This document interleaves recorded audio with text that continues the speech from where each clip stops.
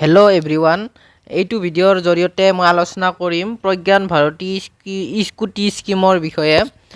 যে এইবাৰ 2024ত যিসকল ছাত্ৰ ছাত্ৰীয়ে হায়াৰ ছেকেণ্ডাৰী পাছ কৰিছে তেওঁলোকক কেতিয়া স্কুটি দিয়া হ'ব, কিদৰে দিয়া হ'ব আৰু কেনেকৈ এপ্লাই কৰিব লাগিব, এইটো ভিডিঅ'ৰ জৰিয়তে আলোচনা কৰিম।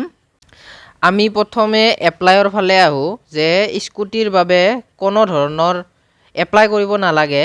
কোনে কিমান পাৰ্চেণ্ট পাইছে চৰকাৰৰ হাতৰ ডিটেইলছ আছে। সেইমতে চৰকাৰে তেওঁলোকে এখনকৈ মেৰিট লিষ্ট উলিয়াব আৰু সেই মেৰিট লিষ্টখন ওলালে তোমালোকে গম পাবা যে স্কুটি পাবা নে নাই। যদি তোমালোকৰ পাৰ্চেণ্ট আছে তেতিয়াহ'লে নিশ্চয় পাবা। তেওঁলোকে ডিষ্ট্ৰিক্ট ৱাইজ এখনকৈ মেৰিট লিষ্ট উলিয়াব আৰু সেই লিষ্টকেইখন তোমালোকে পঢ়া স্কুল বা কলেজলৈ পঠিওৱা হ'ব।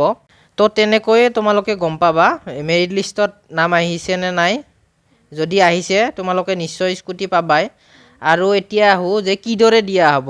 বা যোৱা বছৰৰ ফালে গ'লে আমি যোৱা বছৰ প্ৰথমে নৱেম্বৰত এখন মিটিং হৈছিল আৰু সেই মিটিঙত কেইজনমান ছাত্ৰ ছাত্ৰীকহে দিয়া হয়। মানে হায়াৰ এডুকেশ্যনৰ পৰা সেইকেইজন ছাত্ৰ ছাত্ৰীক অনা হয়, ধৰক 5-6-10জনমান এনেকৈ দিয়া হয়।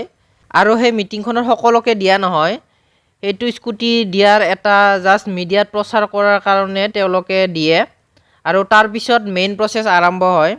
এতিয়া তোমালোকে পাবা কেনেকৈ ইয়াৰ বিষয়ে ক'ম। তেওঁলোকে যিকেইখন মেৰিট লিষ্ট উলিয়াব সেই মেৰিট লিষ্টকেইখন প্ৰত্যেকটো জিলাৰে ডিলাৰলৈ এখন এখনকৈ প্ৰেৰণ কৰিব আৰু সেই ডিলাৰে তোমালোকক, যিহেতু তোমালোকৰ তাত মেৰিট লিষ্টত ডিটেইলছ থাকিব, ফোন নাম্বাৰ সকলো থাকিব, তোমালোকক সময়ত কল কৰিব আৰু সেই কলত তোমালোকক কি কি নথি পত্ৰ লাগিব বা কি কি ডকুমেণ্টছৰ প্ৰয়োজন হ'ব ডিলাৰে ক'ব আৰু সেইমতে এটা তাৰিখ দিব। সেই তাৰিখত তোমালোকে ডকুমেণ্টছ জমা দিব যাব লাগিব। জমা দি আহি তোমালোকক আৰু এদিন মাতা হ'ব, ফাইনেল কৰি মাতি তেনেকৈয়ে তোমালোকক স্কুটি প্ৰদান কৰা হ'ব। তো বিশেষ একো নাই, এইটোৱেই প্ৰচেছ, অলপ লং প্ৰচেছ। তো এইবাৰ যিহেতু হায়াৰ ছেকেণ্ডাৰী ৰিজাল্ট অলপমান সোনকালে দিছে, তো সেয়েহে স্কুটিও সোনকালে দিয়াৰ চান্স আছে। তো যদি তোমালোকৰ পাৰ্চেণ্ট আছে তেতিয়াহ'লে বিন্দাছ থাকা, স্কুটি পাই যাবা। তো আজিলৈ ভিডিঅ'টো ইমানেই, ধন্যবাদ।